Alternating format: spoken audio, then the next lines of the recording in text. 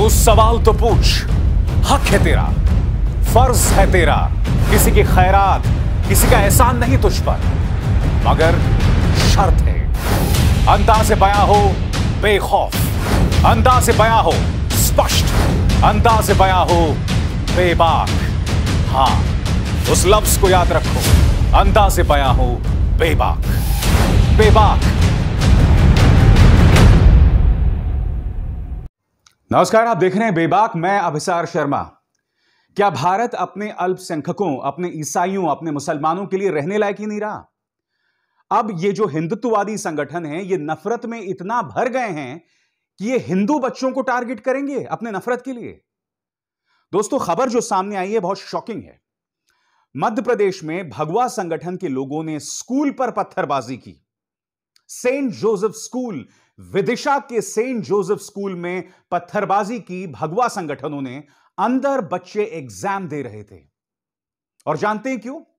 क्योंकि किसी ने इन गुमराह लोगों को यह बताया कि यह स्कूल बड़े पैमाने पर धर्मांतरण करता है, जो अपने आप में एक भ्रामक खबर थी। मैं आप चाहूंगा दोस्तों, यह खबर देखिए एनडीटीवी की आपके स्क्रीन पर। खबर क्या कहती है? मध्य प्रदेश के विदिशा में धर्मांतरण के मुद्दे पर सेंट जोसेफ स्कूल में भगवा संगठन के कुछ गुस्साए लोगों ने हंगामा खड़ा कर दिया और स्कूल में तोड़फोड़ की।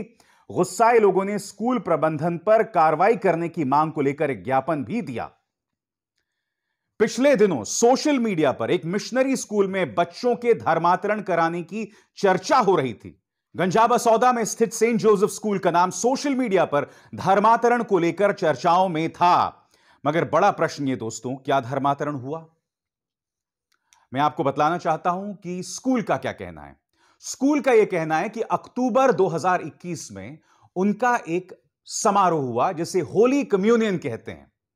यानी कि कुछ ईसाई बच्चों को लेकर एक समारोह हुआ था अक्टूबर 2021 का। और फिर एक यूट्यूब चैनल ने उस तस्वीर को वायरल कर दिया, यह कहकर कि देखो हिंदू बच्चों का धर्म बदला जा रहा है। और नतीजा आपके सामने दोस्तों, ये तस्वीरें देखिए। इन्होंने स्कूल के अंदर तोड़फोड़ की, बच्चे अंदर एग्जाम दे रहे थे और ये तमाम बच्चे हिंदू बच्चे थे। ये तमाम बच्चे विदिशा के मध्यम वर्गीय परिवारों के बच्चे थे। कल्पना कीजिए दोस्तों, अगर एक या दो पत्थर इन हिंदू बच्चों के सिर पर लग जाता तो क्या होता है इसके बाद? क्या होता है इसके बाद बताइए ना। मैं समझना चाहता हूं कि अब मध्य प्रदेश के गृह मंत्री नरोत्तम मिश्र क्या करेंगे? क्या तोड़फोड़ करने वालों के साथ खड़े हुए दिखाई देंगे? क्योंकि जब प्रकाश झा की फिल्म आश्रम पर हमला हुआ था, तब भी लगभग ये तोड़फोड़ करने वालों के साथ खड़े दिखाई दिए। जब मुनव्वर फारूकी को 30 दिन के लिए इंदौर जेल में बंद कर दिया गया था और उसका गुनाह क्या था किसी को नहीं पता, तब भी शिवराज सिंह चौहान सरकार जो है वो मुनव्वर फारूकी के खिलाफ दिखाई दे रही थी। मगर जैसे मैंने कहा ना, मुद्दा कुछ और है। मुद्दा यह है कि कल हिंदू बच्चे अंदर बैठ के एग्जाम्स दे रहे थे। ये लोग नफरत में इस कदर दफन हो गए हैं कि इन लोगों ने यह भी नहीं देखा कि जिस स्कूल पर तुम हमला कर रहे थे, उस स्कूल में कुछ बच्चे एग्जाम्स दे रहे थे। कायदे से मुझे यह सब नहीं बोलना चाहिए कि हिंदू बच्चे हैं, ईसाई बच्चे हैं, मुसलमान बच्चे हैं। मगर ये जो तमाम संगठन हैं, ये राजनीति करते हैं हिंदू धर्म के नाम पर। मैं आपको सिर्फ इसलिए बताना चाहता हूं, सिर्फ इसलिए बार बार हिंदू शब्द का इस्तेमाल कर रहा हूं, यह बतलाने के लिए कि इनके मन में हिंदू धर्म के लिए कोई इज्जत नहीं है। ये सिर्फ नफरत से सराबोर हैं। ये सिर्फ एक पॉलिटिकल पार्टी की सियासत कर रहे हैं और इसके अलावा कुछ नहीं कर रहे हैं। और हर तरफ दोस्तों यही दिखाई दे रहा है। मैं समझ नहीं पा रहा हूं, पिछले 1 महीने से लगातार ईसाई धर्म स्थलों पर हमले हो रहे हैं। यह खबर देखिए दोस्तों, द्वारका में एक चर्च बनाया जा रहा था और वहां पर बजरंग दल के लोग आते हैं और वहां तोड़फोड़ शुरू कर देते हैं। क्या अब इन्हें पूजा अर्चना करने का भी अधिकार नहीं है? 2.3%, मुश्किल से 2% हैं इस देश के अंदर ईसाई, और 80% हिंदुओं को यह डर सता रहा है कि 2% जो ईसाई हैं वो तमाम हिंदुओं का धर्म परिवर्तन कर देंगे। अंग्रेजों का सहारा लिया जाता है। उसी तरह से जब मुसलमानों पर हमला किया जाता है तो किसका सहारा लिया जाता है? मुगलों का सहारा लिया जाता है। वो अंग्रेज मरखप गए, चले गए। वो मुगल मरखप गए, वो खत्म हो गए। मगर इनको अब भी मुगलों और अंग्रेजों का सहारा लेकर देश के अंदर नफरत फैलाना है, राजनीति करनी है। मगर मैं आपसे कुछ और पूछना चाहता हूं। यह तस्वीर देखिए।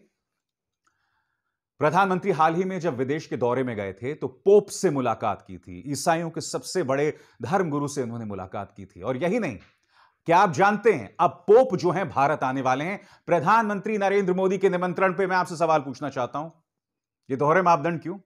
एक तरफ आपके सहयोगी संगठन ईसाई धार्मिक स्थलों पर इस तरह से हमला कर रहे हैं और दूसरी तरफ प्रधानमंत्री नरेंद्र मोदी पोप जो कि ईसाइयों के सबसे बड़े धर्मगुरु हैं उन्हें आमंत्रित कर रहे हैं।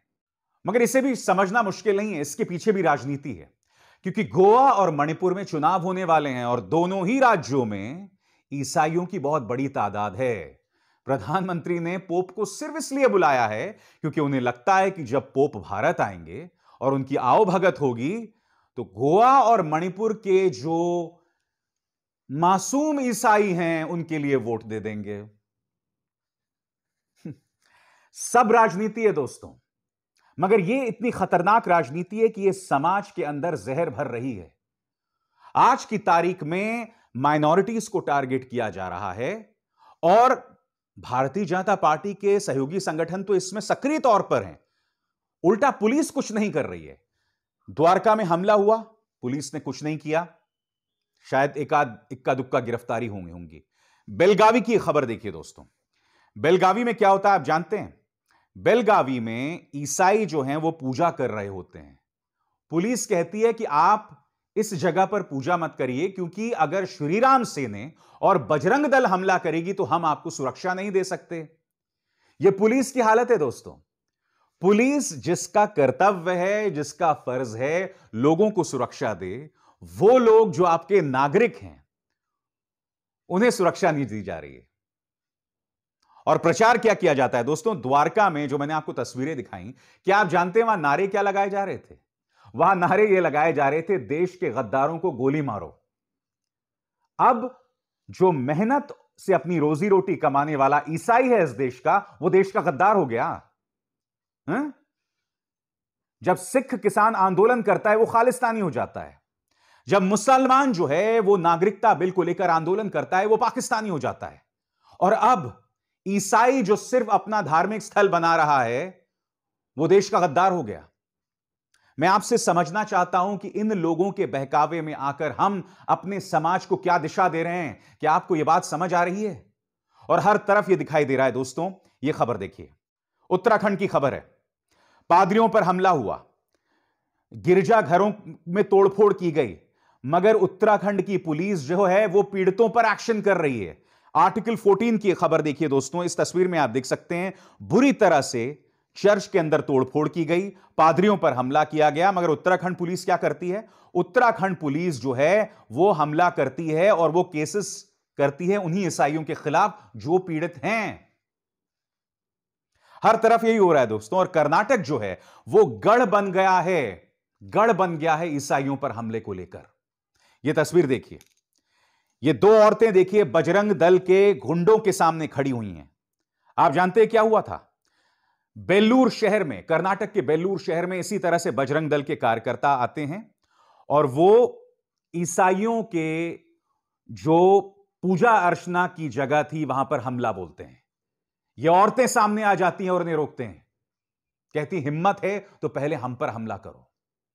इस तरह के शौर्य का परिचय इन लड़कियों ने, इन औरतों ने दिया था।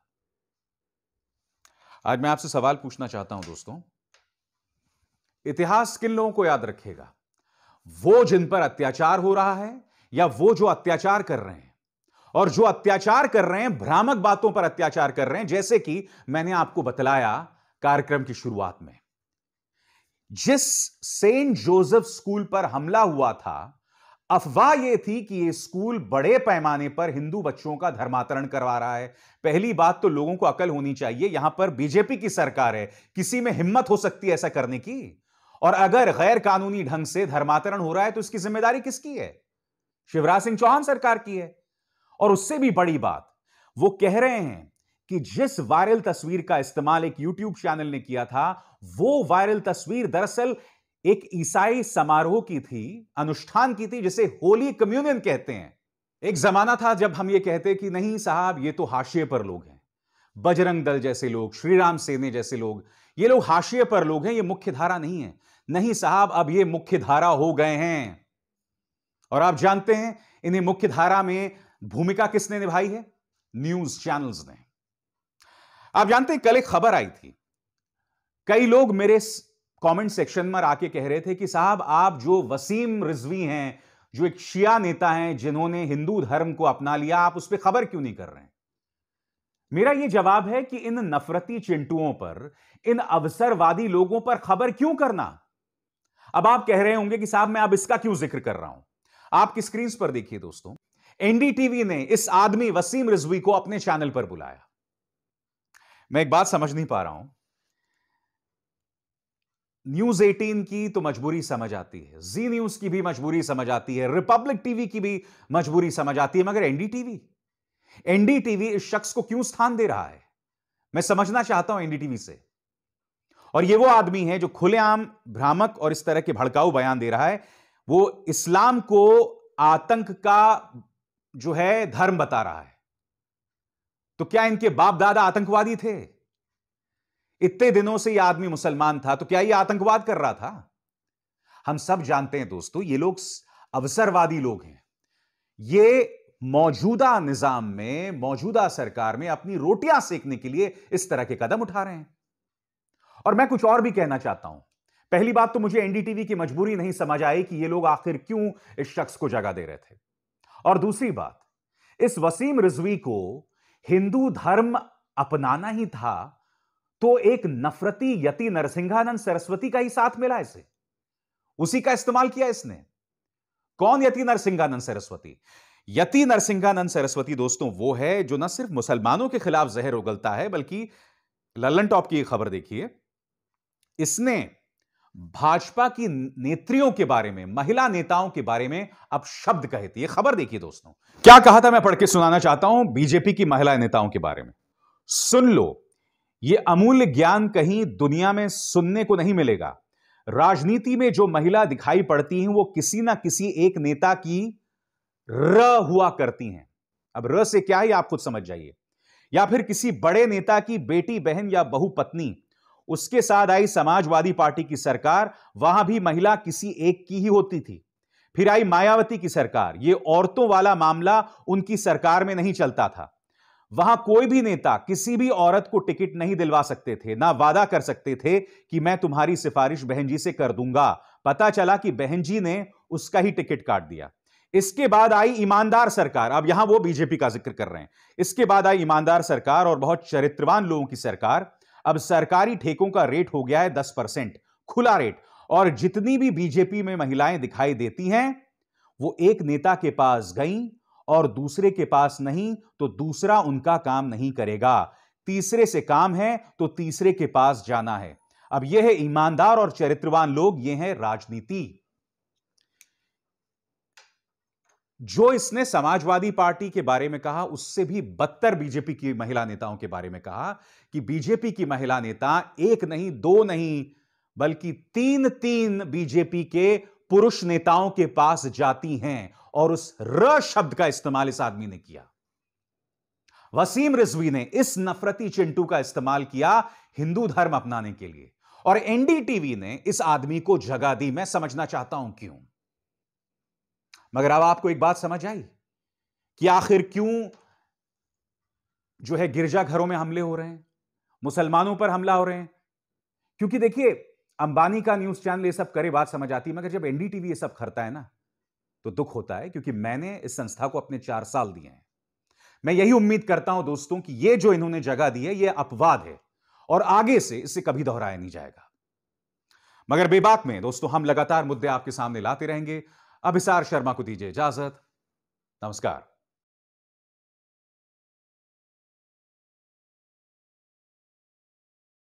तो सवाल तो पूछ, हक है तेरा, फर्ज है तेरा। किसी की खैरात, किसी का एहसान नहीं तुझ पर, मगर शर्त है अंदाज़े बयां हो बेखौफ, अंदाज़े बयां हो स्पष्ट, अंदाज़े बयां हो बेबाक। हां, उस लफ्ज को याद रखो, अंदाज़े बयां हो बेबाक बेबाक